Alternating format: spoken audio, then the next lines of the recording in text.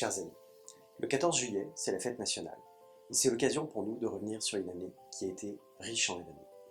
Une année d'abord sous le signe de la solidarité, puisque les Émiriens nous ont aidés de manière décisive pour l'évacuation des réfugiés afghans. Solidarité aussi parce que la France était au rendez-vous lorsque les Émiriens ont été attaqués par des missiles Houthis.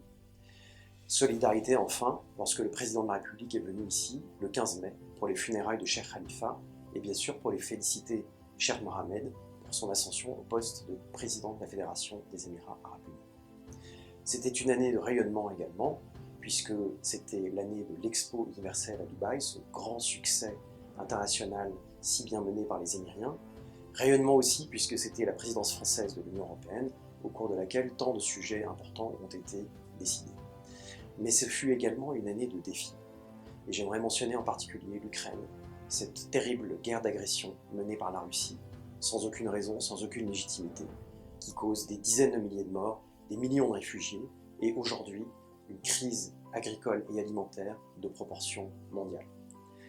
Mais nous pouvons aborder la suite avec confiance. D'abord parce que nous avons des projets communs. Des projets dans le domaine de la défense, dans le domaine de l'économie, dans le domaine de la culture.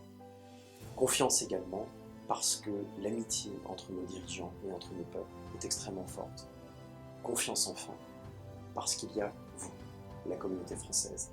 Cette belle communauté qui rime avec talent, avec énergie, avec diversité, et qui est telle que lorsque je regarde vers l'avenir, je pense que la seule limite de nos projets doit être notre ambition. Avec ceci, je vous souhaite un bel été, et bien sûr, vive la République et vive la France.